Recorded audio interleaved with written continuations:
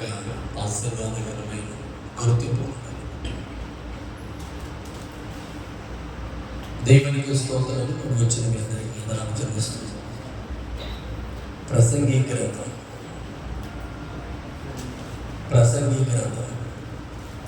3వ అధ్యాయం. ప్రసంగి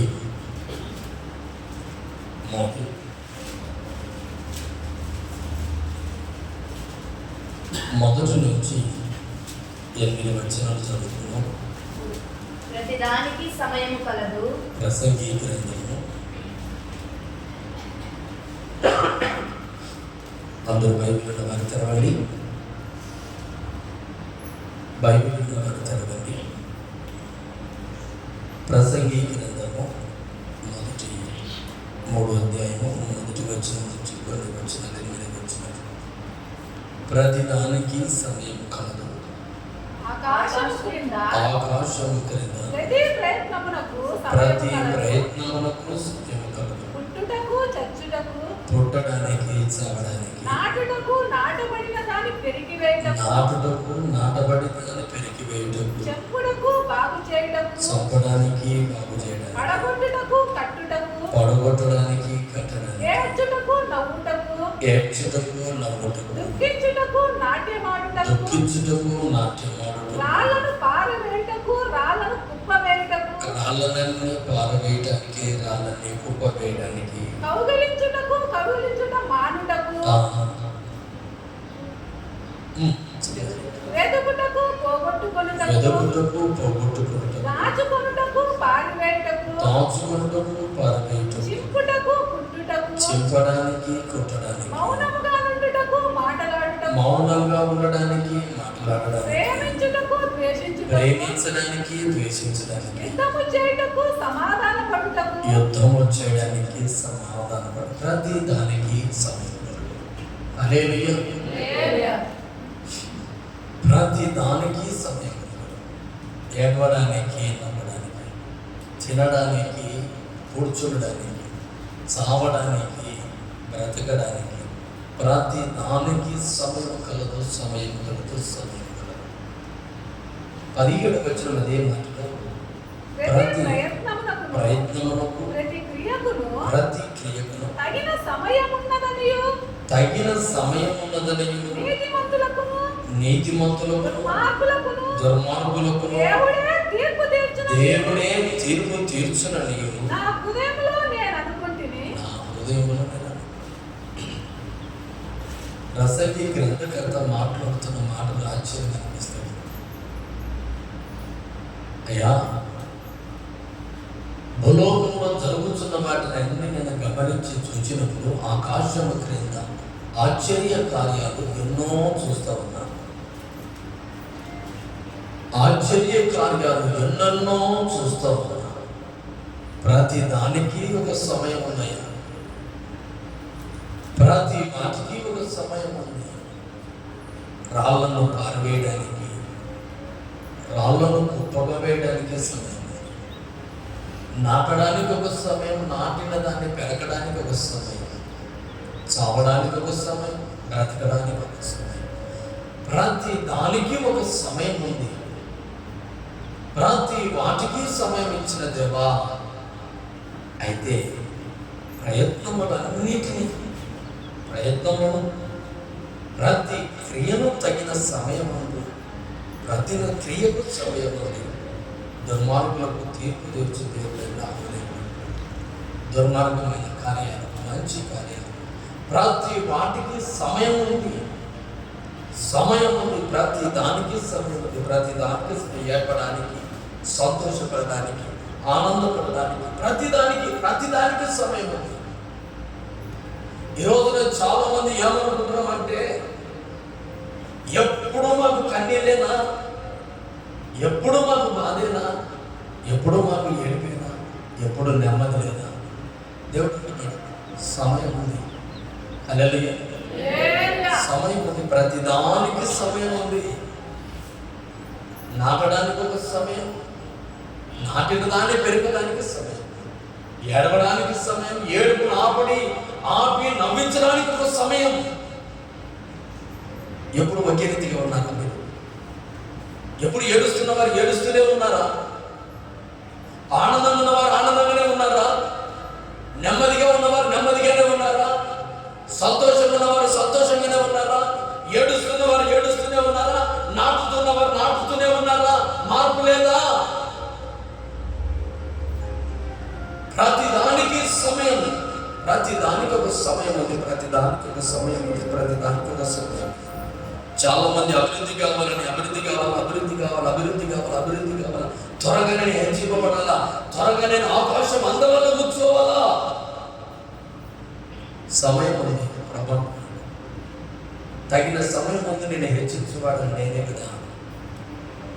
సమయం, తగిన సమయం ఉంది కదా, ప్రతిదానికి ఒక సమయం ఉంది కదా. ఎందుకు తొందరపడుతున్నాను? ప్రతిదానికి ఒక సమయం ఉంది. ఎందుకు తొందర? ఎందుకు తొందర? ఎందుకు తొందర? ఎందుకు తొందర? ఈ రోజున మీ కుటుంబాలు అభివృద్ధి కావాలంటే తగిన సమయం ఉంది. మీ జీవితంలో మేలు పొందుకోవాలంటే తగిన సమయం ఉంది. మీ కుటుంబాలు ఆశీర్వదించబడాలంటే తగిన సమయం ఉంది. ఆధ్యాత్మికమైన అభివృద్ధిలోనికి నువ్వు రావాలని కోరుకుంటున్నావా? తొందరపడకు, తొందరపడకు. తగిన సమయం ఉంది. ఎందుకు ప్రభు? ఎందుకు ప్రభు? ఎందుకు ప్రభు? కీర్తన గ్రంథం 75వ కీర్తన చదవండి జాగ్రత్తగా. 75వ కీర్తన 7వ చరణం. 75వ కీర్తన అందరూ బైబిల్ ఉన్నవారు తెరవండి, నిదానంగా చెప్తున్నాం. 75వ కీర్తన 7వ వచనం. దేవుడే తీర్పు తీర్చువాడు, దేవుడే తీర్పు తీర్చువాడు. ఆయన ఒకరిని తగ్గించును, ఆయన ఒకరిని తగ్గించును, ఒకరిని హెచ్చించును, ఒకరిని హెచ్చించును. ఒకడు తగ్గాలన్నా, ఒకడు హెచ్చింపబడాలన్నా, ఒకడు ఏడవాలన్నా, ఒకడు బాగుపడాలన్నా, ఒకడు నవ్వాలన్నా, ఒకడు సంతోషపడాలన్నా, ఒకడు పైకెదగాలన్నా, ఒకడు పడిపోవాలన్నా దేవుడే తీర్పు. చెప్పబడదమ్మా, అర్థమైన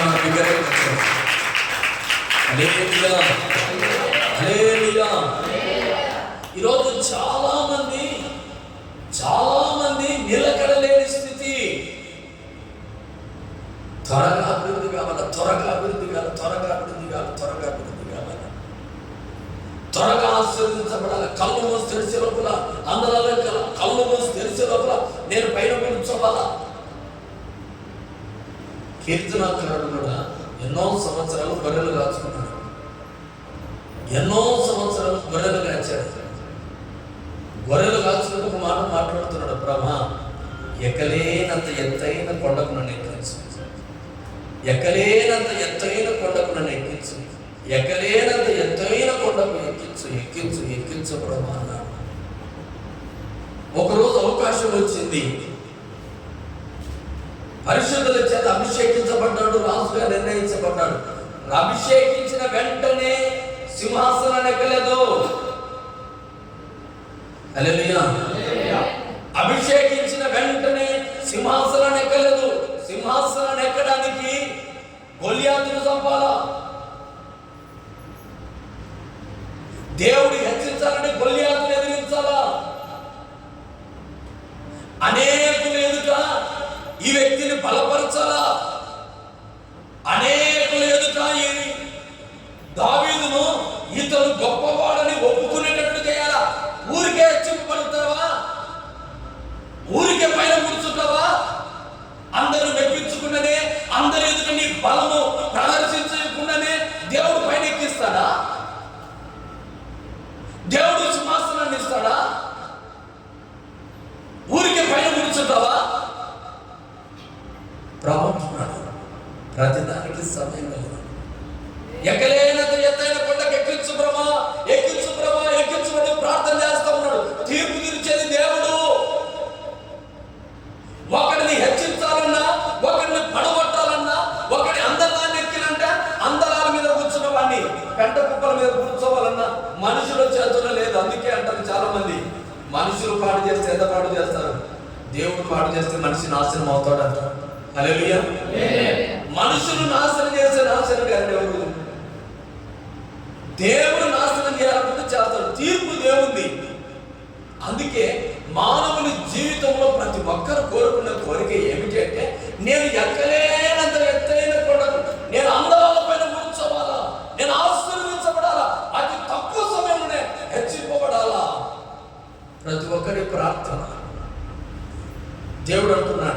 తీర్పు తీర్చేవారిని ఏడవడానికి, నవ్వడానికి, దుఃఖపడడానికి, సంతోషపడడానికి తగిన సమయం ఉంది కదా. నేను కదా నేను హెచ్చించేది, నేను కదా నిన్ను హెచ్చించేది. ఎవరు మనం హెచ్చించేది? సర్వశక్తులకు యేసయ్య. మన ఆధ్యాత్మిక జీవితంలో హెచ్చించబడేది ఆయన. ఎప్పుడైతే అభిషేకించబడిన వెంటనే సింహాసనాన్ని ఎక్కించుకోకుండా గొల్లియాతును జయించాల్సిన సమయం వచ్చింది. గొల్లియాతును ఎదిరించిన తర్వాత సౌలులో ఉన్న దురాత్మను పోగొట్టవలసిన సమయం వచ్చింది. సంగీతం వాయించిన అనేకులను సంగీతంలో మెప్పించాడు, బలములో మెప్పించాడు, జ్ఞానంలో మెప్పించాడు, తప్పించుకోవడం కూడా నేర్పించాడు దేవుడు. అంటే ఈటిని విసిరినప్పుడు తప్పించుకునే గుణం ఉందా లేదా దానిలో అనేక పరీక్షలు చేసి సింహాసనాన్ని ఇచ్చాడు. తగిన సమయం ఉంది దావీదు. ఊరికి ఆత్రపడితేలాగా, ఊరికి ఆత్రపడితేలాగా సింహాసనం వెళ్తాని ఎందుకు ఆత్రపడుతున్నావు? సింహాసనం దిగాలంటే, సింహాసనం ఎక్కాలంటే, సింహాసనం ఒకడు ఉన్నాడు. హల్లెలూయా, హల్లెలూయా, హల్లెలూయా. మానవులమైన మనం ప్రభంటున్నాడు. ప్రతి దానికి ఒక సమయం ఉంది, ప్రతి దానికి ఒక సమయం ఉంది. మనలో ఉండవలసిన ఆశ ఒకటి, నేను ఆశీర్వదించబడాలి. కీర్తనకుడైన దావీదులో ఉన్న ఆలోచన ఏమిటంటే, నేను ఎక్కలేని, ఎవరు ఎక్కలేనంత ఎత్తైన కొండకు నేను ఎక్కాలి. ఒక ఆశ ఉంది, ఒక తృష్ణ ఉంది, ఒక ఆలోచన ఉంది. ఆ ఆలోచనను నెరవేర్చుకోవడానికి ఉదయము, సాయంకాలము, మధ్యాహ్నం 3 పూటల ప్రార్థన చేస్తా ఉన్నాడు. ఉదయము, మధ్యాహ్నము, సాయంత్రం 3 పూటల ప్రార్థన చేస్తా ఉన్నాడు. ఈ రోజున మీ జీవితంలో ప్రార్థన ఉందా? ఎక్కలేనంత ఎత్తైన కొండకు ఎక్కాలని కోరుకుంటున్నావు, ప్రార్థన ఉందా? ఆశీర్వాదం ఉంచబడవలసిన దేవుని కృపని మీద నిలబడించుకుందా? లేదు. ద్వితీయోపదేశ కాండము 28వ అధ్యాయము 1వ వచనం. ద్వితీయోపదేశ కాండము 28వ అధ్యాయము 1వ వచనం. నీవు నీ దేవుడైన యెహోవా మాట శ్రద్ధగా విని, ద్వితీయోపదేశ కాండం 28:1 శ్రద్ధగా విని, నేను నీకు ఆజ్ఞాపించుచున్న ఆయన ఆజ్ఞలన్నిటిని అనుసరించి నడుచుకొనిన ఎడల నీ దేవుడైన యెహోవా భూమి మీద సమస్త జనులందరికంటే నిన్ను హెచ్చించాలనే మాట వినాలా? ఆయన ఆజ్ఞలు అనుసరించాలా? ఆయనతో ఉండాలా? అనేకుల కంటే నేను బాగుండాలి ప్రభా, అనేకుల కంటే నేను బాగుండాలి ప్రభా ఆలోచన ఉంది, కానీ ప్రార్థన లేదు. ఆయన అనుసరించే గుణం లేదు. ఆయన సన్నిధికి ఏ సమయానికి వస్తున్నావు? ఆయన సన్నిధిలో ఎలా ఉన్నావు? ఆయన సన్నిధిలో ప్రార్థన ఏం చేస్తున్నావు? కుటుంబంలోకి లేక జయించుతున్నావని ఆయన ఆజ్ఞలు అనుసరించినప్పుడే కదా నేను హెచ్చించేది. ఊరికి ఆలోచన ఉంటే దేవుడు హెచ్చిస్తాడా? ఊరికి తలంపు ఉంటే నేను బాగుండాలి అంతే. బాగుండాలంటే దేవుడిని హెచ్చించాలి కదా. జనులందరికంటే నేను బాగుండాలి, ఈ మందిలో ఉన్న వారందరికంటే నేను హెచ్చింపబడాలి, అందరికన్నా బాగుండాలి, దైవజనులకు నేను సాయం చేయాలా, అందరికంటే నేను ఏదో దేవుడి సేవకుని గొప్పగా తిప్పాలి, అన్ని బాగున్నాయి, అన్ని బాగున్నాయి, అన్ని ఆలోచన చాలా చేస్తున్నాను అయ్యా. మరి దేవుని ఆలోచన ఉండాలి కదా. హల్లెలూయా, హల్లెలూయా. దేవుని ఆజ్ఞను అనుసరించేవాడే జనులందరికంటే హెచ్చింపబడతాడు. దేవుని ఆజ్ఞను అనుసరించేవాడే హెచ్చింపబడతాడు. దేవుని అనుసరించేవాడే హెచ్చింపబడతాడు. ఎందుకయ్యా అంటే తీర్పు తీర్చేది దేవుడు.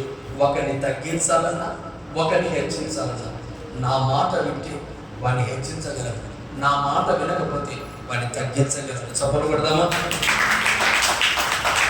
దేవుని మాట విన్నవాడు ప్రతి ఒక్కరు భక్తులు హెచ్చింపులోనే ఉన్నారు, తగ్గింపులోలేరు.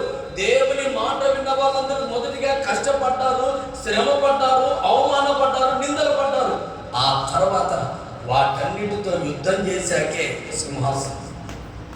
యుద్ధం చేయకుండా సింహాసనం ఎవరికి రాదు. యుద్ధం చేయకుండా సింహాసనం రాదు, శ్రమ పడకుండా ఆశీర్వాదము రాదు. దేవుని మాట వినకుండా, దైవ భక్తిలో అనుసరణ లేకుండా నీవు ఆశీర్వాదము కావాలి, ఆశీర్వాదము కావాలి, ఆశీర్వాదము కావాలని కోరుకుంటున్నావా? దక్కదు. మొదటి పేతురు రాసిన పత్రిక, పేతురు రాసిన మొదటి పత్రిక 5వ అధ్యాయము 6వ వచనం చూద్దాం. మొదటి పేతురు రాసిన మొదటి పత్రిక 5వ అధ్యాయము 6వ వచనం. దేవుడు తగిన సమయమందు మిమ్మల్ని హెచ్చించినట్లు ఆయన బలిష్టమైన చేతి క్రింద మిమ్మల్ని హెచ్చించినట్లు ఆయన బలిష్టమైన చేతి క్రింద దీన మనస్కులై ఉండండి. దీన మనం తగ్గించుకుని ఉండండి. ఒక వ్యక్తి హెచ్చింపబడాలంటే దేవుని చేతి క్రింద దీన మనస్సులో ఉన్న తగ్గింపులో ఉండాలి. దేవుని చేతి కింద ప్రభుత్వం ఒకరిని తగ్గించాలన్నా, ఒకరిని హెచ్చించాలన్నా నేనే తీర్పు, నేనే అంటున్నాడు. అంటే ఒకడు హెచ్చింపబడాలన్న దేవుడి చేతుల్లోనే ఉంది, ఒకడు తగ్గించబడాలన్న దేవుడి చేతుల్లోనే ఉంది. అందుకే ఈ రోజున చాలా మంది మనం అంత కష్టపడుతున్నాం, బాగుపడాలని కోరుకుంటున్నాం. ఈ సొమ్ము వస్తే నేను దీవించబడుతున్నాను, ఈ లోన్ వస్తే నేను బాగుపడతాను, ఈ డబ్బు వస్తే, ఈ పొలంలో ఈ డబ్బు వస్తే నేను నెమ్మదిగా ఉంటాను అనుకుంటూ ఉన్నాం. అంతే అనుకుంటూ ఉన్నాం. కానీ హెచ్చింపు ఎక్కడ? ఘనత ఎక్కడ? ఘనత ఎక్కడ ఉంది? ప్రభుత్వం ఒకరిని హెచ్చించాలన్నా, ఒకరిని తగ్గించాలన్నా నా చేతుల్లో ఉంది. ఒకడు హెచ్చించబడుతున్నాడని దేవుడు హెచ్చిస్తున్నాడు తల్లి, ఒకరిని తగ్గిస్తూ ఉన్నాడని దేవుడు తగ్గిస్తూ ఉన్నాడు తల్లి. అయితే తగ్గింపుగా హెచ్చింపు కలిగిన యేసయ్యను నువ్వు ప్రార్థన చేస్తూ, ఆయన మాటలు అనుసరిస్తూ, ఆయన బలిష్టమైన చేతి క్రింద ఉన్నావంటే దేవుడు అంటున్నాడు, నేను నిన్ను ఆశీర్వదిస్తాను. హల్లెలూయా, హల్లెలూయా, హల్లెలూయా, హల్లెలూయా. ఈ రోజున చాలా మంది దేవుని చేతి క్రింద ఉండడానికి ఇష్టపడడం లేదు. దేవుడు నిన్ను ఆశీర్వదిస్తాడు, తగిన సమయం ఉంది నిన్ను దీపించడానికి, నిన్ను ఆశీర్వదించడానికి, బాగు చేయడానికి తగిన సమయం ఉందయ్యా అంటే లేదు, ఉండడం లేదు. ఆయన చేతి క్రింద ఉండడం లేదండి. ఆయన చేతి కింద ఉండడానికి ఎవరికి మనసు అంగీకరించడం లేదు. సాతాను చేతి కిందకి ఉండాలని కోరుకుంటున్నారు. వాడైతే నన్ను ఆశీర్వదిస్తాడు, వాడు అనుకున్నట్లుగా నన్ను దీవిస్తాడు, నా కోరికలన్నీ ఆ వ్యక్తి తీరుస్తాడని. సాతాను బలిష్టమైన చేతి కిందకి ఉన్నావా? వాడు ఆశ చూపించగలడు, నీ జీవితంలో ఆశ చూపించగలడు, అందరాలు ఎక్కించగలడు, నేను అప్పటికప్పుడు మైమరచగలడు. మీరు దేవదూతల వలె నువ్వు అవుతావని ఆయన బలిష్ట చేతి కింద నుంచి తప్పించడానికి ఆయన నీకు ఎన్నో ఆశలు చూపగలడు.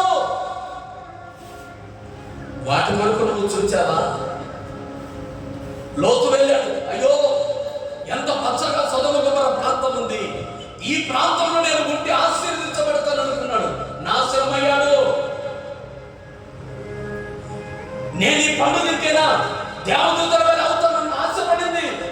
నాశనమైన హెచ్చింపు కలిగిందా? దేవదూతలు అవుతారన్న వెంటనే దేవదూతలు కావాలని ఆలోచన. కానీ ప్రభు అంటున్నాడు, నా మాట అనుసరించు, నా మాట అనుసరించు, నేను నిన్ను హెచ్చిస్తా. తగిన సమయం ఉందయ్యా, నిన్ను హెచ్చించడానికి తగిన సమయం ఉందయ్యా. అబ్రహాముని విడిచిపెట్టి వెళ్ళొద్దయ్యా. లోతు అబ్రహాముతో కొద్ది రోజులు ఉన్నాయి. అయ్యా నాకు గొడవ ఉంది, నా కాపర్లకు వాడి కాపర్లకు గొడవ ఉంది, నిలబలేక ఆశీర్వాదం మేము నిలిచి ఉండలేము, తప్పిపోతాం.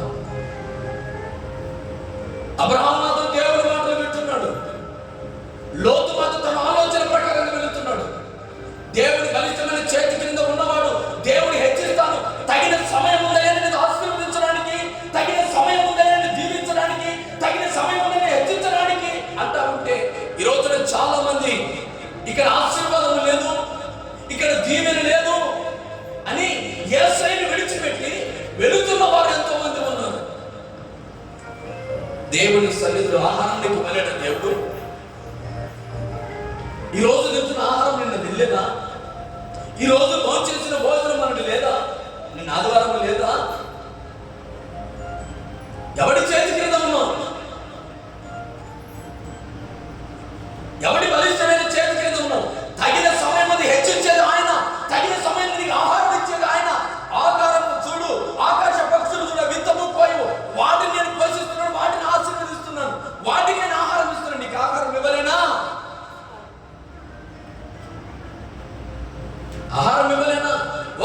ఒక పూట కూటి కొరకు జ్యేష్ఠత్వం నమ్ముకున్నాడు. తగిన సమయం లేదా ఆహారం ఇచ్చే సమయం దేవుడు జ్యేష్ఠత్వం అలానే కాపాడుకోవాలి కదా. తగిన సమయం దేవుడు ఇస్తున్నాడు మనకు. ఆయన ఇచ్చినప్పుడు మనం తీసుకుంటే అదే గొప్ప ఆశీర్వాదంగా ఉంటుంది. హల్లెలూయా, హల్లెలూయా.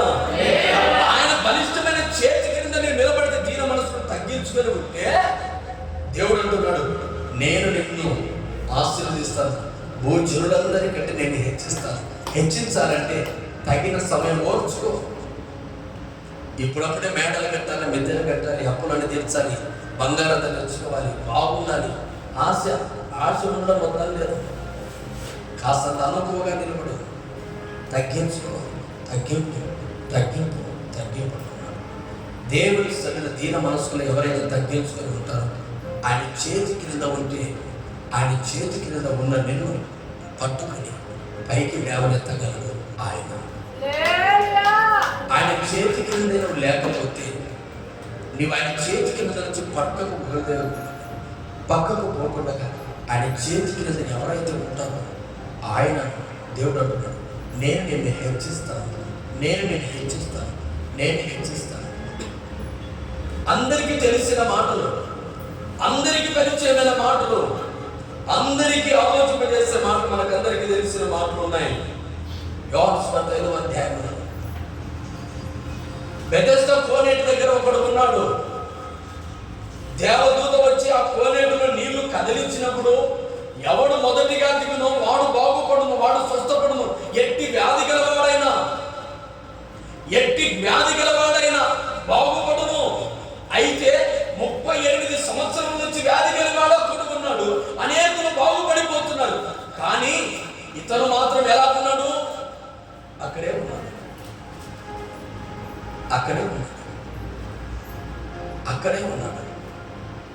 వాడి ఆలోచన మారలేదు. వాడు ఏమంటున్నాడు? నేను ఎవడైనా నాకు సాయం చేయాలా, నేను దిగాల. నన్ను ఎవడో ఒకడు నడిపించాలా, అక్కడ దిగాల. నా దగ్గర ఎవడు వచ్చి మాట్లాడాలా, నా సమస్యను తీర్చాలా, ఆ కోనేటిలో దించాలా. ఎవడు దించుతాడో? నీకు బోలెడు సమస్యలు ఉంటాయి, బోలెడు మాటలు ఉంటాయి, బోలెడు ఆలోచనలు ఉంటాయి. ప్రతిసారి వచ్చి నీతో మాట్లాడాలా, ప్రతిసారి వచ్చి నీతో ఆలోచన చెప్పి నడిపించుకోవాలా, ప్రతిసారి వేరే వాళ్ళు పంపాలా నీ కుటుంబం దగ్గరికి? నీకంటూ ఆలోచన లేదా? లేవలేవా? ఎవడో సాయం కోరుకుంటే 38 సంవత్సరాల ఆశీర్వాదం పోగొట్టుకున్నాడు. ఎవడో రావాలా, ఎవడో పిలవాలా, ఎవడో ఎత్తుకొని వెళ్ళాలా, ఎవడో వేయాలా, ఎవడో రావాలా, ఎవడో తీసుకొని వెళ్ళాలా, ఎవడో వేయాలా. కోనేట్లో దించాలంటే నా దగ్గర 70 మంది ఉండాలా. వాడి ఆలోచన. నేను కోనేట్లో దిగాలంటే 10 మంది రావాలా, 20 మంది రావాలా, సగమంది రావాలా నా దగ్గరికి. ఏమి? నేను కోనేటి దిగాలంటే నీవు బాగుపడడానికి, నీవు క్షేమం పొందడానికి, నీవు నెమ్మది పొందడానికి సగమంతా నీ కుటుంబం దగ్గరికి రావాలా? హల్లెలూయా. సగమంతా నీ దగ్గరికి రావాలా? తగిన సమయం దాన్ని తెలీదా? తగిన సమయం దాన్ని బలిష్టమైన చేతి క్రింద నీ మనసుబడి దీన మనసుకుంటే దేవుడిని హెచ్చిస్తాడు కదా. రోజుల మంది, చాలా మంది ఆధ్యాత్మికమైన జీవితంలో ఏమనుకుంటున్నారంటే కోనేటి దగ్గరే ఉన్నాడు. వారి ఆలోచన ఏమిటి? కోనేటిలో నెమ్మది ఉందని, కోనేటిలో బాగుపడతానని, కోనేటిలో దేవదూతలు దిగుతున్నారని, అక్కడ ఆశీర్వాదం ఉందని వాడికి తెలుసు. కానీ వీడు ఏమంటున్నాడంటే నన్ను కోనేటిలో దింపడానికి 10 మంది కావాలా. అరే, నీవు ఆశీర్వాదం చూస్తూ ఉన్నావు కదా, నెమ్మది పడుతున్నావు కదా, అందరూ దీవించబడి వెళ్తున్నారు కదా, నువ్వు దిగవచ్చు కదరా అంటే 38 సంవత్సరాలు 3 ఇచ్చుల దగ్గర వెళ్ళినా కూడా అక్కడికి వెళ్తావు కదా. నేను కదలను. నా మాట తీరు, నా మాట నాకు అదే. నేను అనుకుంటే నేను కదా. ఎవడో రావాలా, ఎవడో రాలేదు 38 నుంచి 38 సంవత్సరాల వాడి జీవితం అలాగే ఉంది. అయితే వాడిలో ఉన్న క్వాలిటీ ఏమిటి అంటే వాడు ఎంత బలహీన పడినా కూడా కోనేటి నుంచి ప్రక్కకు పోయిన వాడు గత సభలు పడదామా, దగ్గరగా పడదాం.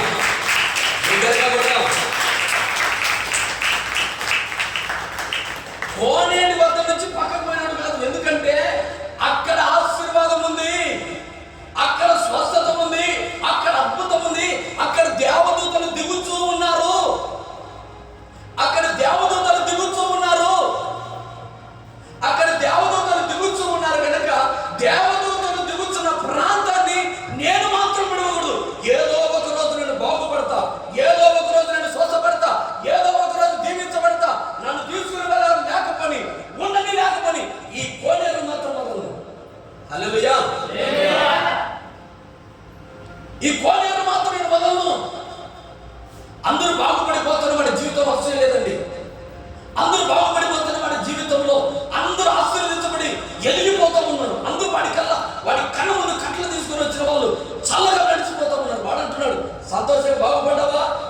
దగ్గరగా బాగుపడ్డావా, నువ్వు బాగుపడతావా మందిరం దగ్గరికి, నువ్వు బాగుంటావు అంటాడు. కానీ వీడు మాత్రం అనేక రావాలి వీడి దగ్గరికి.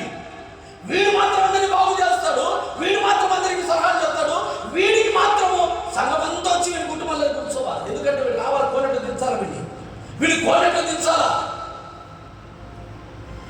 ఆధ్యాత్మికమైన జ్ఞానం ఉండాలి. హల్లెలూయా, హల్లెలూయా.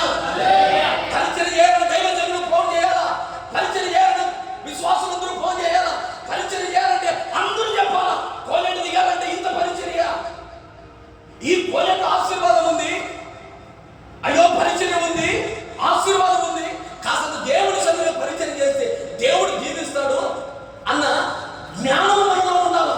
హల్లెలూయా.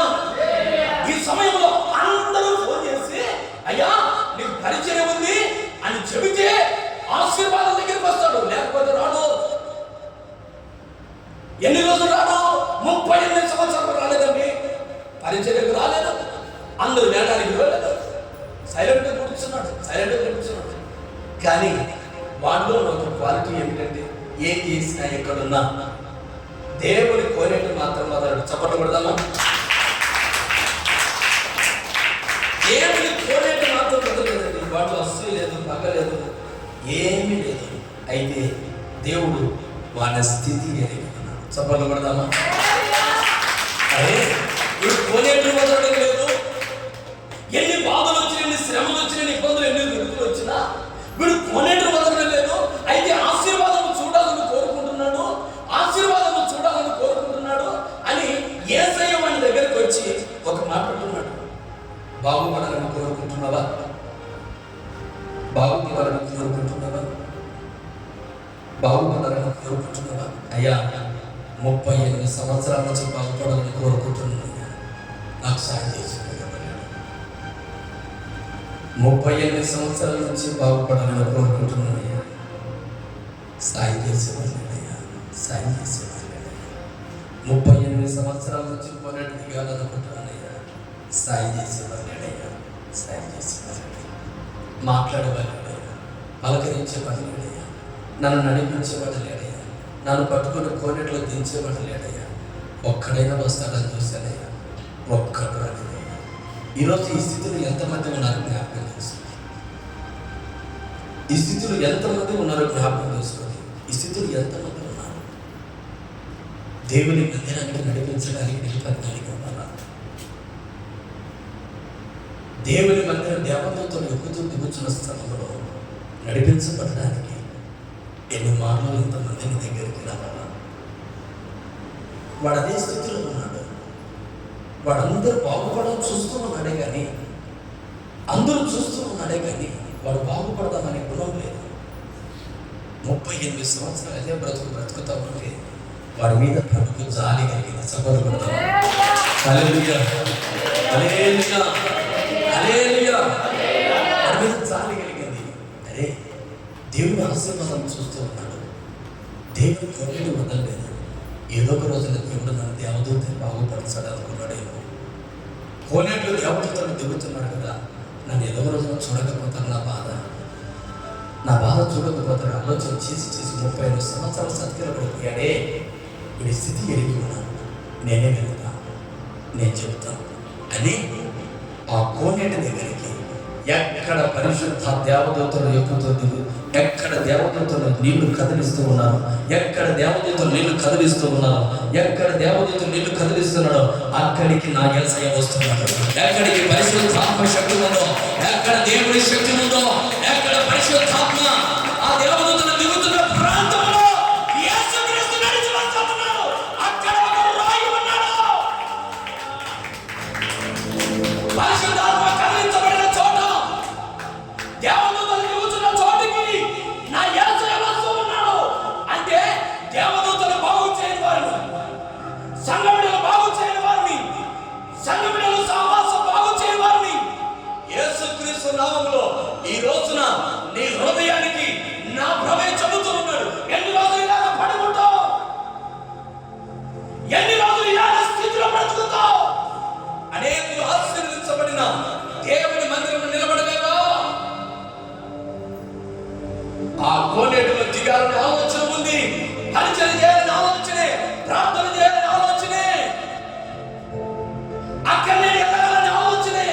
ఆ ఆలోచనే అక్కడే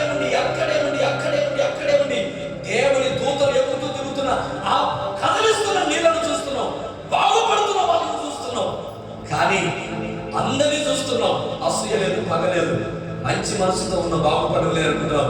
కానీ నిన్ను బాగు చేయడానికి నా ప్రభు ఈ రోజున ఈ ప్రాంతంలో నడిచి వస్తున్నాడు. స్తోత్రం. ఈ రోజు నిన్ను నడిపించబోతున్న యేసయ్య మనుషులు చెప్పడానికి రావాల్సిన అవసరం లేదు. నీ కుటుంబంలో విశ్వాసం అవసరం లేదు. నా యేసయ్య ఈ రోజున చెబుతూ ఉన్నాడు, నా యేసయ్య ఈ రోజు చెబుతున్నాడు.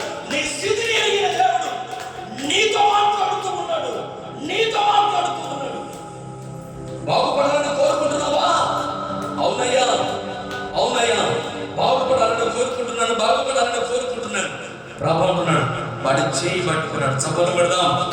ఎవరు తగిన సమయం ఉంది, నువ్వు బాగుపడాలంటే తగిన సమయం ఉంది. 38 సంవత్సరాల జీవితంలో బాగుపడే లక్షణాలు లేవా?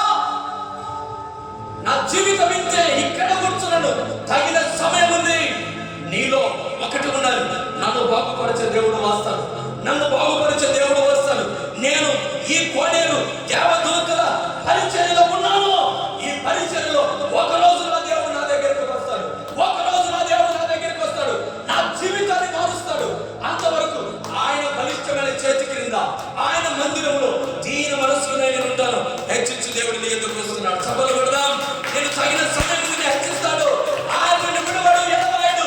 ఆయన కనికర కలిగిన దేవుడు, నిన్ను విడిచిపెట్టిన దేవుడు కాదు. నువ్వు తగ్గింపులో ఉన్నావా, నశించిపోతున్నావా, బలహీనలో ఉన్నావా? తగిన సమయం ఉంది. ఏడవడానికి, నవ్వడానికి, చావడానికి, బ్రతకడానికి, కృంగిపోయిన వారు లేవనెత్తడానికి తగిన సమయం ఉంది. ఓర్చుకో కొద్ది రోజులు. ఎవరో రావాలని కాదు, ఈ మాసము నుంచేనా, ఈ దినం నుంచేనా. ఇక ఎవరు మన కుటుంబాల దగ్గర కానీ, మన పరిచయం దగ్గర కానీ పరిచయం చేస్తారు మనతో ఎవరు మాట్లాడుకోలేక ఈ పరిశుద్ధాత్మ నడిపించుతున్న మందిరంలోనికి మనకు మనముగానే వచ్చుదుము కాక. సభలు కొడదామా? ఇంకెవరు చెప్పవలసిన అవసరం లేదు, ఏది మాట్లాడాల్సిన అవసరం లేదు. దేవుడే ఈ రోజు నీ ఎదురుకు వస్తున్నాడు, నీ గుండెల్లో బాధలు చూస్తూ ఉన్నాడు. ఆ బాధను తొలగించడానికి ఇక మనుషులు అవసరం లేదు, మాట్లాడాల్సిన అవసరం లేదు, ఎవరి సహాయం అవసరం లేదు. దేవుడే నీ ఎదురుకు వస్తూ ఉన్నాడు. దేవుడు నీ దగ్గరకు వచ్చి తగిన సమయం నిన్ను నేను బాగు చేస్తాను. 38 సంవత్సరాలు పడిపోయావా? కోనేరు వదలలేదు కదా, దేవదూతలు వస్తున్నా ఈ పరిచయను వదలలేదు కదా. నేనే నీ దగ్గరకు వస్తున్నా, వచ్చిన చేయి పట్టుకొని లేవనెత్తుతాడు. ఈ స్థితిలో స్తోత్రం ప్రభా. ఈ స్థితిలో నీకున్నానంటే ఆ దేవుని కృప. ఎప్పుడైతే లేవనెత్తాడో, ఎప్పుడైతే చేపట్టి లేవనెత్తాడో, ఈ స్థితిలో ఉన్నానంటే, ఇంకా బ్రతికున్నానంటే నీ కృపా.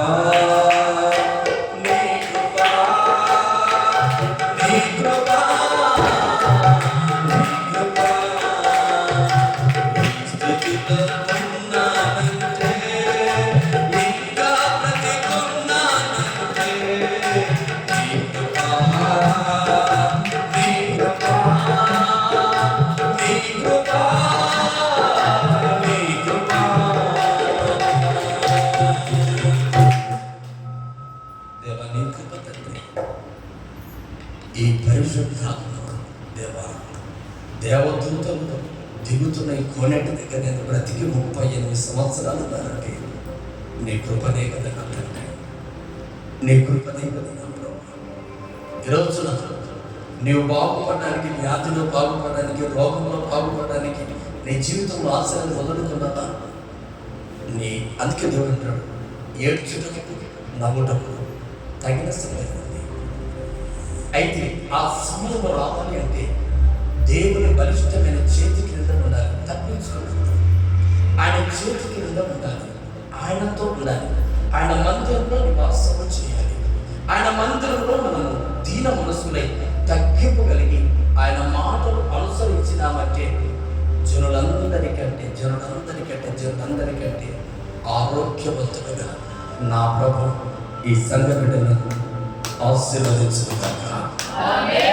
అత్యధికమైన జనులందరికంటే ఆరోగ్యమైన దేహంలో నా ప్రభు కలుగు చేయగాక. ఆమేన్. హల్లెలూయా. హల్లెలూయా. హల్లెలూయా. దేనికి ఎన్నికైతాను ప్రభా? నేను ఎన్నికలేని బిడ్డను. తగిన సమయం వస్తుందంటాం. ఎన్ని రోజులు అందరూ వెలివేశారు. హల్లెలూయా. ఎవరు పట్టించుకోలేదు. అందరూ నన్ను వెలివేశారు. అందరూ వెలివేశారు. గిలాదు అనే వ్యక్తికి ఒక భార్య, మరొక వ్యక్తి, ఇద్దరు భార్యలు. సొంత భార్య ఒకటి, వేరొక భార్య ఒకటి. గిలాదు సొంత భార్య పుట్టిన పిల్లలు ఉన్నారు. యొప్తా న్యాయాధిపతుల గ్రంథం 11వ అధ్యాయంలో ఉంటాడు. యొప్తా ఒక వైశ్యుడు పుట్టిన కుమారుడు. వారి పిల్లలందరికీ గిలాదు ఆస్తి పంచాలి. జాగ్రత్తగా కొన్ని విషయాలు. వారందరికీ వారందరికీ వారి గిలాదు సంపాదించిన ఆస్తి పంచాలి. పంచినప్పుడు ఈ గిలాదు కూడా వెళ్ళాడు.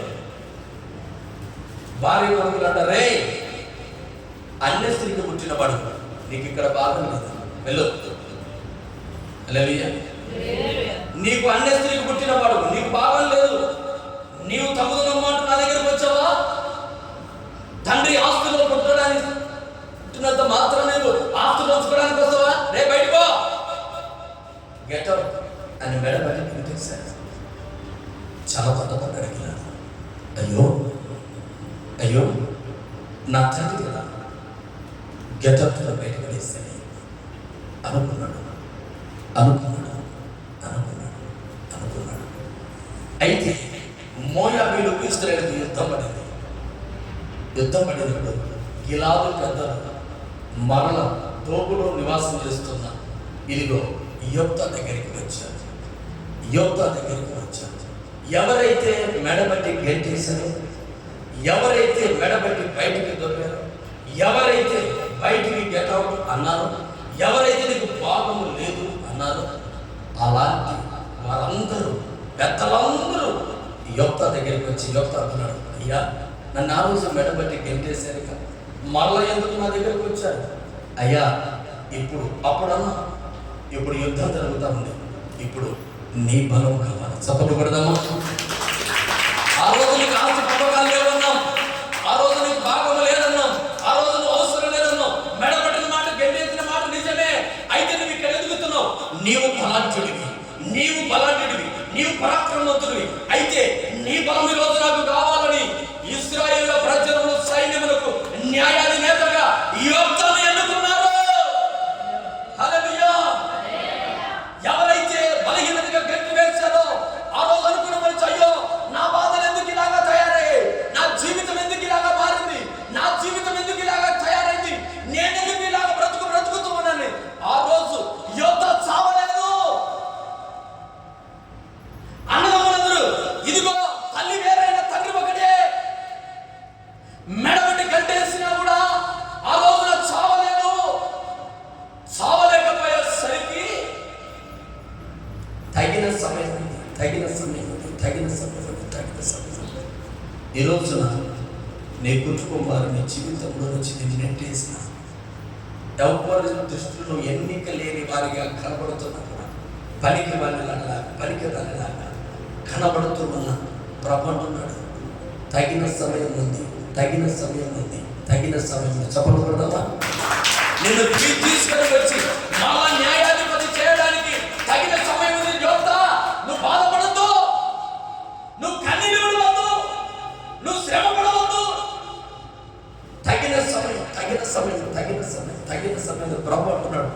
బలిష్టమైన చేతి క్రింద ఎవరైతే నిలిచి ఉంటారో, ఆయన చేతి కింద ఎవరైతే నిలబడి దీన మనసులో ఉంటారో, ఎక్కడ అవమానం కలుగుతూ ఉందో అక్కడ నా ప్రభు గణపరచగలడు. ఘనపరచగలడు. అవమానించిన వారే అభిమానమును పంచగా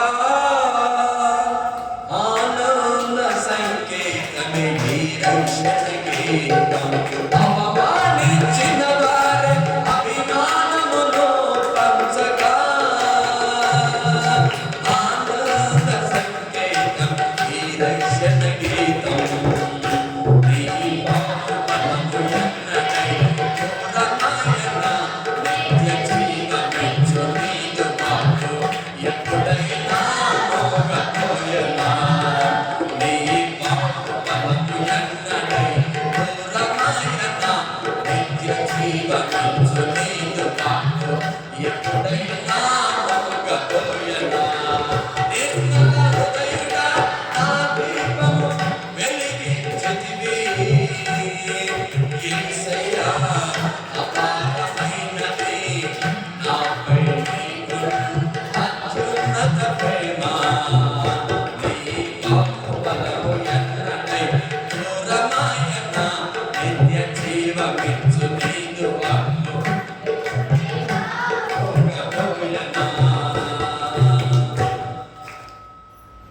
అవమానించిన ప్రజల మధ్యలో అధికారిగా నిలబడాలంటే తగిన సమయం ఉంటే అనచబడు. ఆయన చేతి కింద అణిగి ఉంది. దేవుని పరిశుద్ధమైన చేతి కింద ఎవరైతే దీన మనసులై ఉంటారో తీర్పు తీర్చేది దేవుడు గనక ఆయన అంటున్నాడు, నా ఆజ్ఞలు అనుసరించువాడు నేను అతని భూజనులందరికంటే నేను హెచ్చించేది. నీ తల్లిదండ్రులు కాదు, నీ తోబుట్టులు కాదు, నీ మేనమామలు కాదు, నీ అత్తలు కాదు, నీ మేనమామలు కాదు, ఎవ్వరు కాదు, నీ తల్లిదండ్రులు, బంధువర్గాలు, నీకు నా ఉద్యోగస్తులు ఎవరిని హెచ్చించలేరు. హెచ్చించగలిగేది నా యేసయ్య ఒక్కడే. హెచ్చించగలిగేది నా యేసయ్య ఒక్కడే. ఆ హెచ్చింపుగా రావాలంటే ఆయన చేతి కింద ఆయన మందిరంలో కోరిన దగ్గర నిలిచి ఉండు. ఆశీర్వాదం నీకు నువ్వుగా తగిన సమయమందు జనులందరి ఎదుట అధికారంగా నిలబడే సమయం ఉంది.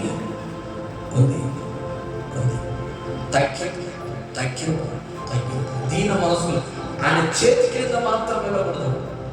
హల్లెలూయా, హల్లెలూయా. అనేకుల ఎదుట అధికారంగా నిలబడాలంటే అంత సులభమైన మాట కాదు. యోధ మెడపట నేను గెంటాను, కన్నీరు పెరచాలి, ఏడవాలా. నీకు కొద్ది రోజులు పరీక్షలు ఉంటాయి. మరలా న్యాయాధిపతిగా రావాలంటే నిన్ను అందరూ అవమానపరిచి బయటికి నెట్టాను. అప్పుడు కదా ఉన్నాను. హల్లెలూయా. మరొక మాట, ఎక్కడ అవమానం ఉంటుందో అక్కడ ఘనత ఉంది. చప్పట్లు కూడా ఈ మాటను బట్టి ఎక్కడ అవమానం ఉందో అక్కడ ఘనత ఉంది. ఏ పరిసర ప్రాంతాల్లో అవమానం ఉందో అక్కడ ఘనత. ఘనపరచగలిగిన దేవుడు ఎవరంటే ఆయన పేరు నజరేయుడైన యేసు. ఏ ప్రజల ముందర, ఏ మనుషుల ముందర అవమాన బ్రతుకుతూ ఉన్నదో వారందరి ఎదుట ఘనపరిచేది ఎవరు అంటే యేసయ్య. ఆయన చేతి కింద నిలబడు.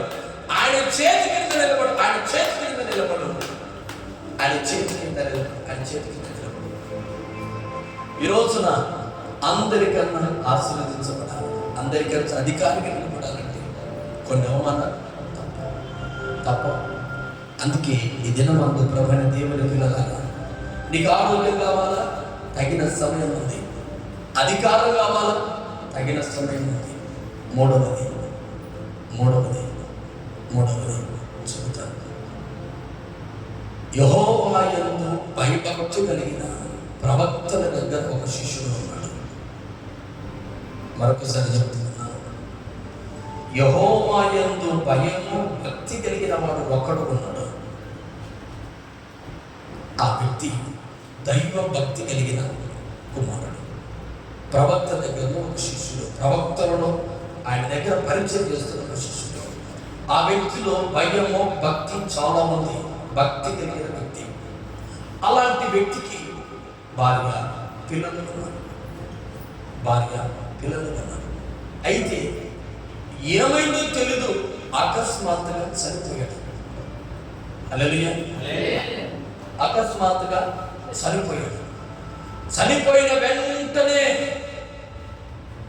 ఆ వ్యక్తిని పుస్తకం చేశారు, మంచిది అయిపోయింది కార్యక్రమాన్ని. చచ్చిన వాడు ఊరికే చావలేదు. హల్లెలూయా. చచ్చిన వాడు ఊరికే చావలేదు, అప్పులు చేసి చచ్చాడు. అప్పులు చేసి చచ్చాడు. భక్తి కలిగిన బిడ్డే, ప్రార్థనాపరుడే, ఆశీర్వదించబడిన బిడ్డే, ప్రవక్తల ఎంట తిరిగిన వాడే.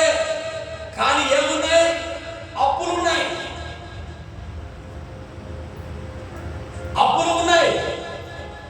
అప్పులు చేసి చేసి చేసి దిగులు పడ్డాడో, ఆ అప్పులు తట్టుకోలేక ఏమైపోయాడో తెలియదు, కానీ మొత్తానికి చచ్చాడు. చచ్చిన వెంటనే అప్పుడు వారి ఇంటి దగ్గరికి వచ్చారు. అమ్మా, నీ భర్త చచ్చిపోయాడుగా, ఇక అప్పులు తెలుసు, అప్పులు తెలుసు, అప్పులు తెలుసు. అయ్యా, అప్పులు తెలుసు నా దగ్గరే ఉందయ్యా. నా భర్త ఎప్పుడు భక్తి భక్తి అని సేవకున్నట్టు తిరిగాడు, సేవకున్నట్టు తిరుగుతాడు. అయితే అప్పులను తోడు చేయమన్నాడు అన్న. ప్రార్థన పెడుతున్నావు వెళ్ళు. మరి దేవుడు చెప్పలేదా నీకు అప్పుడు చేయందని? దైవజనుడు చెప్పలేదా? చెప్పానయ్యా. మరి ఎందుకు చేశావు? అవసరం ఎందుకు చేశాను. తిరుగుంటూ తిరిగారా? తిరిగి ఎలా చేసావో తెలియదు. మళ్ళీ అప్పులు ఎవరు కడతారు? ఇప్పుడు మీ భర్త తెచ్చాడు, మీ భర్తను నమ్మి అప్పులు ఇచ్చాం. ఉన్న పొలాన్ని ఒకటి కొనుక్కున్నాడు, తీసుకున్నాడు. పొలం ఒకటి ఒకటి తీసుకున్నాడు. ఇంట్లో సామాన్లు అన్నీ తీసుకున్నాడు. కాబట్టి అప్పు తగినంత కూడా తీసుకున్నాడు. అయితే ఒకడు నమ్మకమైన అప్పు బాగా చాలా నమ్మకస్తుడండి, చాలా అప్పు ఇచ్చాడు. ఆమె దగ్గరికి వచ్చి ఏమన్నా, అందరూ ఆస్తి అంతా పంచుకున్నారు కదా, ఏమి లేకుండా తీసుకున్నారు కదా, ఇంకా మళ్ళీ నా అప్పు సంగతి ఏంటి? నేను నీ భర్తను చాలా నమ్మి చాలా సొమ్మిచ్చాను, చాలా సొమ్మిచ్చాను. అయితే నీ భర్త చనిపోయినప్పుడు నేను ఎప్పుడు రాలేదు నీ ఇంటి దగ్గరికి. మరి నా భర్త సంగతి ఏంటమ్మా అంటే, అయ్యా నా దగ్గర ఏమీ లేదా? సరే మంచిది, లేకపోతే అంటే అనుకున్నదమ్మే. అయ్యో, ఎంత మంచి నమ్మకమైన వ్యక్తి దగ్గర నా భర్త అప్పు చేశాడు అనుకుంది.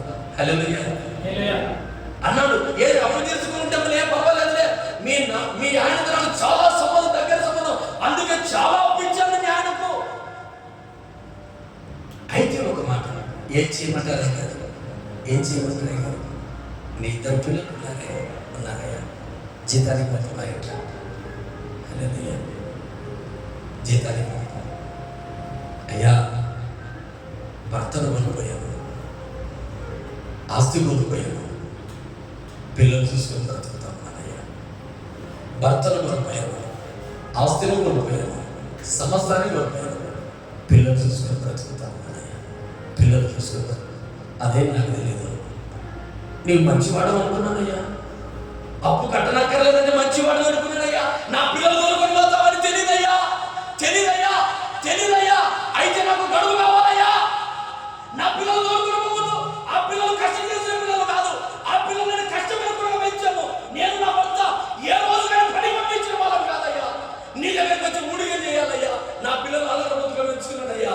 అయ్యా కాసేపు ఉన్నాడయ్యా, కాస్త గడువు ఇవ్వండి అయ్యా. అమ్మా, ఇవన్నీ తెలీదు, నేను మరలో వస్తాను. నీ పిల్లలు ఇద్దరికి ఖచ్చితంగా తీసుకొని పోతా. రాజుల 2వ గ్రంథం 4వ అధ్యాయం మొదటి వచనం. రాజుల 2వ గ్రంథం మొదటి వచనం 4వ అధ్యాయం. అంతటా ప్రవక్త శిష్యులలో ఒకని భార్య, నీ దాసుడైన నా పెనిమిటి చనిపోయాను. అతడు యెహోవాయందు భక్తి గలవాడే, దేవుని యందు భక్తి కలిగిన వాడు చనిపోయాడు. ఇప్పుడు దైవజనుడా ఎలీషా చనిపోయాడు. నా భర్త భక్తి గలవాడై ఉండనని నీకు తెలిసే. నీకు తెలియదా ఆయన ఎంత భక్తి పరుడు? ఇప్పుడు అప్పులవాడు నా 2 కుమారులు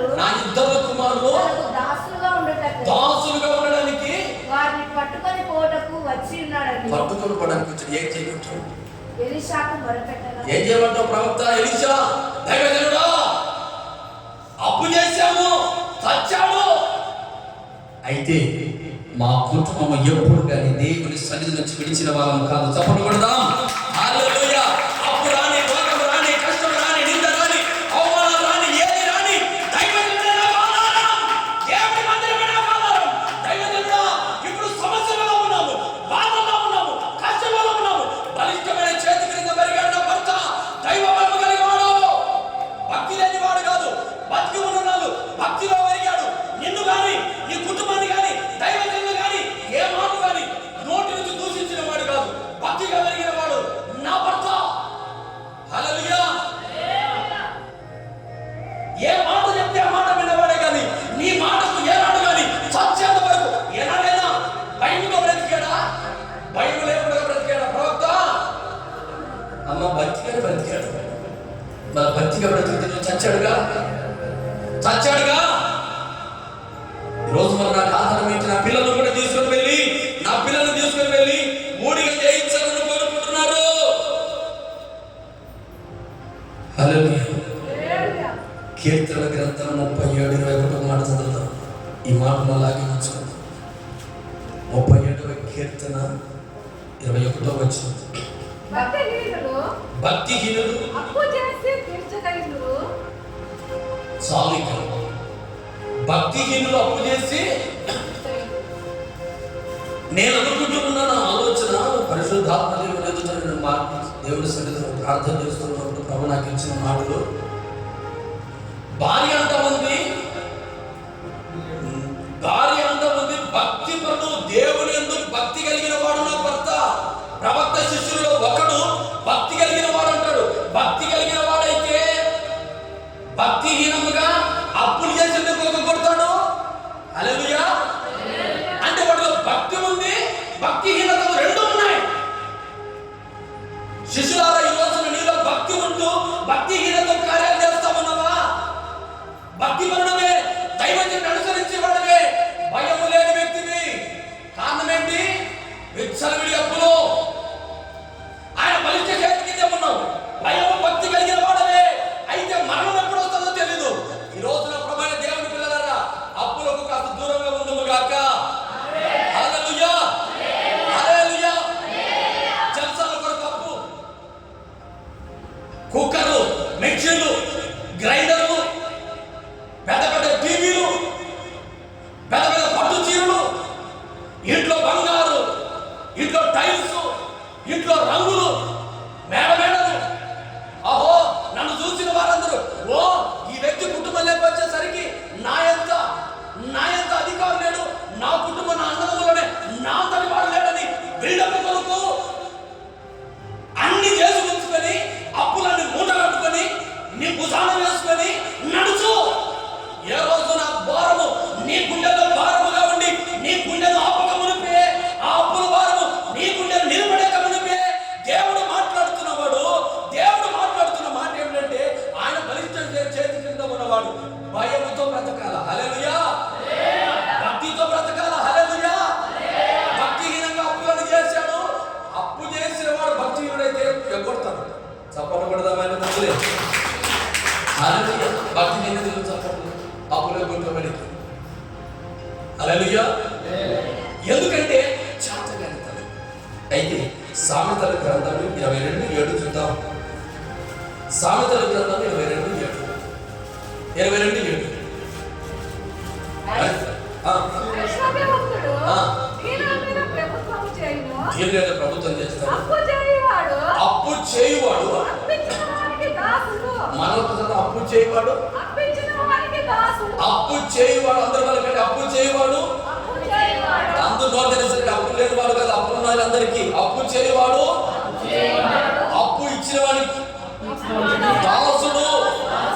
దాసుడు. నువ్వు ఎవడైతే అప్పు తీసుకున్నాడో వానికి దాసుడివి, దేవుడికి కాదు. వాడు నువ్వు అర్జెంటుగా వెళుతున్నాడు. ఒక రోజు నేను అర్జెంటు దేవుడి పని మీద చాలా పని అర్జెంటుగా వెళ్తా ఉన్నాను. అప్పు తీసుకున్నాను వాడితో, అర్జెంటుగా వెళ్తా ఉన్నాను. చాలా అర్జెంటుగా మీటింగ్ వెళ్ళాలా, అవసరమైన మీటింగ్ వెళ్ళాలా. ఏం బ్రదర్ బాగున్నారా అన్నాడు. బాగున్నామయ్యా, వెళ్తా ఉన్నాను అన్నాడు. వెళ్తా ఉన్నాను అనగలనా? ఎందుకంటే నేను అవునే అప్పు ఇచ్చినప్పుడు నెమ్మదిగా వస్తాడు, అప్పు ఇచ్చినప్పుడు నా దగ్గర వచ్చి కూర్చుంటాడు, అప్పు ఇచ్చిన దగ్గర నాతో మాట్లాడతాడు, ఇప్పుడు మాత్రం వీడికి మాట్లాడే పని లేదా అనుకుంటాడు అనుకోడా? హల్లెలూయా. నీ పనులన్నీ నా పనులను ప్రక్కన పెట్టి ఒక ప్రక్కన వెళ్ళాలని ఆలోచన. ఒకవేళ వెళితే వీడేమంటాడో, వెళితే వీడు అప్పు అడుగుతాడేమో, అడుగుతే దగ్గర లేదు. దైవజనుడు కదా, ఏమనాలా అర్థం కాక అలా నిలబడిపోయాను. అప్పుడు నాకు ప్రభు ప్రార్థన చేస్తుంటే ఒక మాట గుర్తు చేశాడు. ఇదిగో సామెతల గ్రంథంలో ఒక మాట ఉంది కదా, అప్పు ఇచ్చిన వాడు అప్పు తీసుకున్న వాడు ఇచ్చిన వాడికి దాసుడు తెలీదా? నువ్వు వాడికి దాసుడమయ్యవలే అంటావు ఆత్మ. ఇప్పుడు నా పరిచయం చెప్పి వాడి దాసులు కావడానికి గల కారణం ఏంటి? వాడి దగ్గర అప్పున్నాను, వాడు ఏం చెప్పబడి వినాలా? అలాగే నిలబడిపోయాను. వాడు ఒక 2 నిమిషాలు మాట్లాడుతూ ఉన్నాడు. ఏంటన్నా? ఇంకో మాట చెప్తా, నీ బంధువులు పలకరిస్తారో తెలియదు. నీ బంధువులు పలకరించినా పలకరించకపోయినా, నీ భార్య పిల్లలు పలకరించినా పలకరించకపోయినా, అప్పు ఇచ్చిన వాడు మాత్రం తప్పనిసరిగా నేను పలకరిస్తామంటాడు. ఇది మాత్రం నిజం.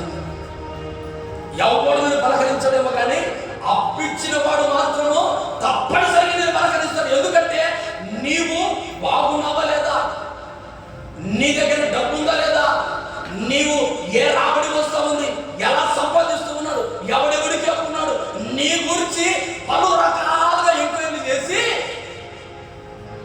నీ అప్పును రాబట్టాలని చూస్తాడు. అందుకని పలుసార్లు బాగుందా తీరావాలా, డిబేట్ చేద్దామా అంటాడు, మర్యాద చేస్తాడు. అప్పుడు నువ్వు ఏం చేయాలని వేయాలి డబ్బు అడిగి. అంటే దేవుడు అప్పు తీసుకున్నవాడు ఇచ్చిన వాడికి ఖచ్చితంగా దాసుడు. తెలీదా? భక్తిహీనంగా అప్పు చేశాడు. అప్పు ఇచ్చినప్పుడు దాసుడుగా ఉండాలని ఆ యజమాని ఏం చేస్తున్నాడు? అమ్మా, నీ భర్త ఎటువంటి వాడు నమ్మకస్తునే, నాకు అయితే భర్త లేడు కనుక నీ పిల్లలిద్దరు నేను దాసులుగా ఉండడానికి నా అప్పు తీర్చినంత వరకు నా ఇంట్లో దాసులుగా ఉండాలి. నీ పిల్లలు నా ఇంట్లో దాసులుగా ఉండాలి. ఎంత బాధని, భర్తమైన స్థితి, బాధల స్థితి. అయినా ఈ స్థితిలో అప్పులు తీర్చలేక, చేయలేక, ఏమి చేయాలో దిక్కు తెలియక, ఎవరి దగ్గరికి వెళ్ళాలో తెలియక ఎక్కడ వెళ్ళిందంటే దేవుని మందిరంలో పడింది. చెప్పబడదాం, దేవుని మందిరంలో. దైవదాసుడు దేవుని మందిరంలో ఉంటాడు, దైవజనుడు దేవుని స్థలంలో ఉంటాడు. దేవుని స్థలంలో స్థానికి వెళ్ళి కన్నీరు పెట్టి ఏడుస్తూ ఉంది. ఏమంటా ఉందో తెలుసా? అయ్యా ఎలీషా ప్రవక్త, ఈ రోజున నా భర్త చనిపోయాడు. నా భర్త, ఆ మాట మళ్ళా చదువు, ఆ మాట మొదటి మాట మళ్ళా చదవండి. శిష్యులలో ఒకని భార్య, నీ దాసుడైన నా పెనిమిటి చనిపోయాను. అతడు యెహోవా యందు భక్తి గలవాడై, చాలా జాగ్రత్తగా, అతడు యెహోవా యందు భక్తి గలవాడై ఉండెను. చప్పట్లు కొడదాం, బిగ్గరగా కొడదామండి, ఉల్లాసంగా. దైవ భక్తి కలిగిన వాడు, భయభక్తులు కలిగిన వాడు. అయితే దేవుని యందు భయభక్తులు ఉంది కానీ అప్పు చేయడంలో భయభక్తులు లేవు. దేవుని యందు భక్తి ఉంటే సరిపోదు, దేవుని యందు భయం ఉంటే సరిపోదు. ఆయన బలిష్ట చేతి కింద ఉన్నవాడు నీవు లోకానికి కూడా భయపడాలా? ఈ రోజున దేవుని పిల్లలు ఆయన బలిష్టమైన చేతి కింద ఉన్నాడు. ఇదిగో నీకు ఆయన చేతి కింద నీకు అత్యధికమైన ఆరోగ్యం ఇవ్వగలడు. చప్పట్లు కొడదాం. ఆయన చేతి కింద నీళ్లు అత్యధికమైన అధికారిగా చేయగలడు. హల్లెలూయా. ఆయన చేతి కింద ఉన్నాక నీవు భయం చేత, భక్తి చేత ఉన్నావే కానీ లోకానికి కానీ అప్పులు కానీ భయపడకుండా బ్రతికావు. ఎలా తీర్చాలి ఆలోచన లేదా? ఎలా తీర్చాలి భయం లేదా? ఈ సొమ్ము తెస్తే ఎలాగా, ఈ లోన్ తెస్తే ఎలాగా, ఈ కంతులకు ఎలా కట్టాలా తెలీదా? ఈ బైక్ తెస్తే ఎలాగా, ఈ వెంట తెస్తే ఎలాగా? భయం లేదా? భక్తి ఉంటే సరిపోతుందా? ఏమి కట్టేంత వరకు బ్రతుకోమని గ్యారెంటీ ఉందా? గ్యారెంటీ లేని మానవుని జీవితం. ఇలాంటి జీవితంలో ఈ వ్యక్తి ఏం చేస్తున్నాడంటే దేవుడి యెహోవా యందు భయభక్తులు గలవాడయ్యా అంటా ఉంది కానీ భయభక్తులు ఉన్న వాడిలో కుటుంబం పట్ల భక్తి లేదు, భయం లేదు. చాలా మంది అయితే దేవుడి దగ్గర భక్తి చూపిస్తూ ఉంటారు కానీ అప్పులు చేసే విషయంలో, కుటుంబంలో విషయంలో భయం ఉండదు. ఒక్కొక్కడికి పురుషులకంటే స్త్రీలకంటే తీసుకొని రాము తీసుకోరా. ఎక్కడి నుంచి తెస్తారండి? ఎక్కడి నుంచి తెస్తారు? కట్టవలసింది మీరేగా. ఒకవేళ వాడు పోతే కట్టాల్సింది ఎవరు? స్త్రీలేగా. పురుషులు లేడనుకో, స్త్రీలేగా. ఎక్కడి నుంచి కడతారు? అందుకే ప్రాణం ఉండగా దీపం ఉండగానే ఇల్లు చక్క పెట్టుకోమంటారు. స్త్రీలకు చప్పలు కొడదాం. భర్తను కాపాడుకో, చప్పలు కొడదాం. వివేరంగా ఆడు ఇంకా ఆరోగ్యం ఉంటే తీసుకురాగలడు, పెట్టగలడు, అబ్బాయి చేస్తాడో తప్పు చేస్తాడో. ఆడు బాగుంటే ఈ కుటుంబం బాగుంటుంది. భర్త బాగుంటే కుటుంబం ఆశీర్వాదంగా ఉంటుంది. ఆ భర్తను కాపాడుకోవాల్సిన లక్షణం ఎవరికైనా భార్యది. ఎందుకంటే అప్పుడు వాడు వచ్చాక ఇంతవరకు భర్త చెప్పుకుంటా నువ్వు చెప్పుకోలేవు, నీ చేత కాదు. అప్పుడు వాడికి సమాధానం చెప్పాలంటే నీ చేత కాదు. అన్ని ఉండవన్నీ అమ్మాల్సిందే. ఒక పక్క నుంచి పొలము, చెట్లు, చేపలు అన్ని అమ్ముతావు. అందుకే కాస్త ఆరోగ్యంగా భర్తను ఎలాంటి సరే మంచోడు చెడ్డోడు, అమ్మా నీ భర్త మంచోడు చెడ్డోడు తెలియదండి. దయచేసి ఆ భర్తను కాస్త ఆరోగ్యంగా ఉండేటట్లుగా మనసు నొప్పుకోకుండా కాస్త ఆరోగ్యంగా బ్రతికిస్తాం. చప్పలు కొడదామా? హల్లెలూయా. వాళ్ళు బాగుంటే వాళ్ళే పడతారు, వాళ్ళు బాధలేదు పడతారు, వాళ్ళు తిప్పలేదు పడతారు. ఇప్పుడు ఈయన ఎంత ఉంది, నా భర్త చనిపోయాడు, ఇప్పుడు ఏం చేయాలి అంటున్నాడు. అంటే ఎలిసి అంటున్నాడు, అమ్మా నీ కుటుంబంలో ఏముంది? నీ కుటుంబంలో ఏముంది? నీ కుటుంబంలో ఏముంది? అయ్యా నూనె కూడా తప్ప ఏమి. ఏమంటున్నాడు? నూనె కూడా తప్ప ఇక ఏమీ లేదు. నూనె కూడా తప్ప ఇక ఏమీ లేదు. యాకోబు రాసిన పత్రిక 5:14 నూనె కుండ తప్ప ఇక ఏమీ. ఎందుకు నూనె కుండ విడిచిపెట్టింది? నూనె కుండ ఏమవసరం ఆ కుటుంబం? ప్రవక్తల శిష్యుల కుటుంబంలో ఏమవసరం నూనె కుండ? యాకోబు రాసిన పత్రిక 5:14 మీలో ఎవడైనా రోగం కలిగి ఉన్నాడా? సంఘంలో పెద్దలు జాగ్రత్తగా వినండి, తలడెత్తు. హల్లెలూయా. రెండు చేతులెత్తి హల్లెలూయా చెప్తామా? పురుషులు అయ్యా చేతులు పైకెత్తు. హల్లెలూయా. ఇప్పుడు చదవండి. మీలో ఎవడైనా రోగం కలిగి ఉన్నాడా? సంఘంలో ఉన్న పెద్దలు ఉంటారు కొంతమంది, యేసయ్య సేవకుని తిరిగి పెద్దలు ఉంటారు కొంతమంది. అతనికి నూనె రాసి ప్రార్థన చేయాలి. ఇప్పుడు కొట్టు సభలు పేరు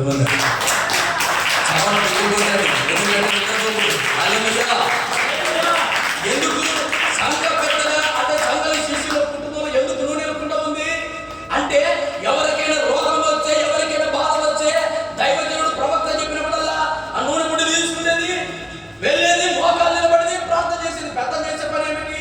ఆనాటి శిష్యులు చేసే పని. ఎవరైనా రోగం కలిగి ఉన్నాడా? దైవజనుడితో ప్రార్థన చేసుకుని నూనె తీసుకునేది, ఆ కుటుంబంలో పోయేది, ప్రార్థన చేసేది, వాళ్ళకి నూనె రాసేది, ప్రార్థన చేసి వచ్చేది. ప్రార్థన ఉండండి కుటుంబము, నూనె కూడా ఉండడం కుటుంబం అండి. అనేకుల కొరకు ప్రార్థన చేసిన కుటుంబం అండి, దైవభక్తి కలిగిన కుటుంబం అండి. అలాంటి కుటుంబము భయం లేకుండా ఏం చేశాడంటే అప్పులు చేశాడు.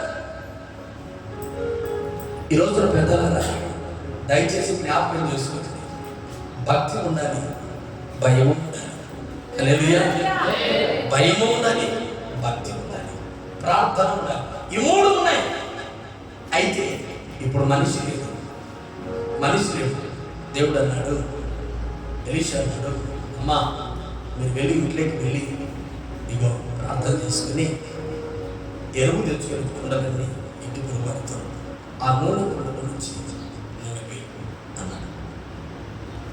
నూనె వేసేసి అన్నాడు.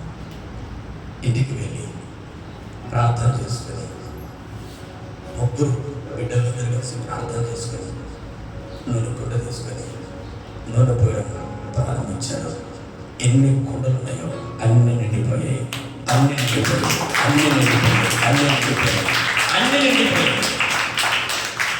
దైవజనుడి దగ్గరికి వచ్చింది. దైవజనుడా ఏమమ్మా కుండలన్నీ నిండాయి, ఇక తీసుకొచ్చుకొని లేకపోయావా? అన్ని నిండాయి, వేయగయ్యా. సరే అన్ని అప్పు తీసుకో, దేవుడు ఆనాడు చేసిన అద్భుత కార్యాలు, ఆశ్చర్య కార్యాలు అవి చెప్తుంటే చెప్పుకుంటే నేను అయితే భర్త పోయాడు. భర్త చనిపోతూ అప్పు చేసినా కూడా భార్యలో పిల్లలలో ఒకటి మిగిల్చాడు, భక్తి మిగిల్చాడు. చప్పట్లు కొడతాం. భర్త చచ్చినా కుటుంబంలో ఎవరు చచ్చినా కుటుంబంలో నిలిచి ఉండవలసినది భక్తి నిలబడింది.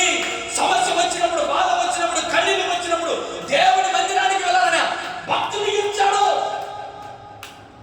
భయం లేకుండా జీవించినా సరే, అవసరానికి ఏం చేశాడు తెలియదు, కానీ భార్యకు ఒకటి నేర్పాడు. ఇదిగో నా భార్యమైన నీవు దేవుని మందిరాన్ని వదలకూడదు.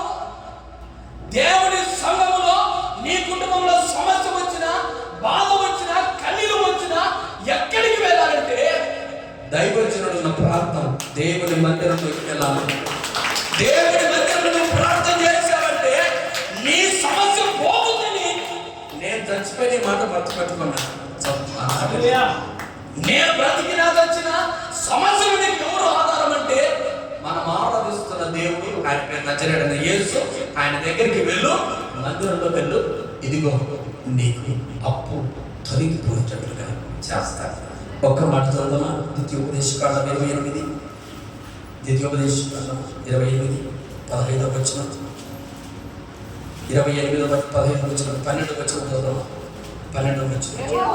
యెహోవా ఈ దేశం మీద వర్షము దాని కాలమందు కురిపించుటకును, నీవు చేయు కార్యమంతటిని ఆశీర్వదించుటకు ఆకాశమును తన మంచి ధననిధిని తెరచును. నీవు అనేక జనములకు అప్పు ఇచ్చెదవు గాని అప్పు చేయవు. చెప్పకూడదమ్మా.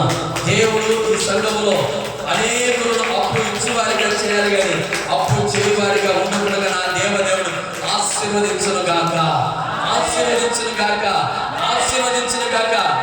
దేవుని మాటలు విన్నావా? ఆయన అడుగు జాడలు నడిచావా? ఆయన బలిష్ట చేతి క్రింద నిలబడి ఉన్నావా? దీన మనసులో ఇదిగో నీవు ఉంటే తగిన సమయం ఉంది, తగిన సమయం ఉంది. నీ సమస్యలు తొలగించబడడానికి, నీ కార్యాలు చేయడానికి, నీ కుటుంబంలో ఉన్న అప్పు సమస్యలు తొలగించడానికి తగిన సమయం ఉంది, తగిన సమయం ఉంది, తగిన సమయం ఉంది. ఆ తగిన సమయం అందు నా దేవదేవుడు నీ కుటుంబంలో అద్భుత కార్యం చేయనుగాక. హల్లెలూయా, హల్లెలూయా, హల్లెలూయా. ఆయన చేతి క్రింద ఉంటే మొదటి అనుభవం నీకు అత్యధికమైన ఆరోగ్యం కలుగుతుంది. రెండవ ఆశీర్వాదాన్ని చేతి కింద ఉంటే అందరి మధ్యలో అవమానించబడ్డ అధికారులను దీవిస్తాడు. ఆయన చేతి కింద ఉంటే నీ అప్పు సమస్యలు కూడా, నీ మానసిక వ్యాధులను, నీ మానసిక రోగాన్ని కూడా తొలగించగలిగిన సామర్థ్యం కలిగిన దేవుడు నజరేయుడైన యేసు. ఆ యేసయ్య బలిష్టమైన చేతి కింద ఉన్నావా? ఉన్న నీవు, నీ కుటుంబం అంతా దేవుని మందిలో కనపడుతున్నారా? ఒకరు కనపడితే ఒకరు కనపడండి. భయం ఉన్న కుటుంబ భక్తులు కలిగి కుటుంబమా? భయం లేని కుటుంబాలు, భయం లేని కుటుంబాలు. భక్తి చేస్తే కుటుంబం అంతా భక్తి చేయాలి. అది ఆశీర్వాదం. ఒకరిని నువ్వు చూసుకొని పని, నేను చూసుకున్న నా పని, నేను ఒక్కరిని చేస్తాను. నీ అందరి కొరకు ప్రార్థన చేస్తాను. అందరూ ప్రార్థన చేస్తే వాడు ఎక్కడ తిరుగుతూ ఉంటాడు? ఏం చేస్తావు వాడు? అందరూ నీ కుటుంబంలో నెమ్మది రావాలంటే, నీ కుటుంబంలో ఆశీర్వాదం కలగాలంటే, అత్యధికమైన దీవెన కలగాలంటే ఒకటి ఆయన బలిష్టమైన చేతి కింద ఉండి దీని మనసుని తగ్గింపు కలిగి భయభక్తులు నేర్చుకున్నాము అంటే నీకు ఆరోగ్యము, నీకు అధికారము, నీకు అప్రభావం నుంచి విడుదల, ఈ 3 అనుభవాలు ప్రభు కలిగజేస్తాడు. ఇటు మాటలు దేవుడు దీవించి ఆశీర్వదించి మన గుండెలు నీరు కట్టి కలిపొచ్చేది కాక. ఆమేన్. అందరు మోకరిద్దాం, చిన్న ప్రార్థన చేసుకుందాం. అందరు మోకరిద్దాం. ఆయన బలిష్టమైన చేతి కింద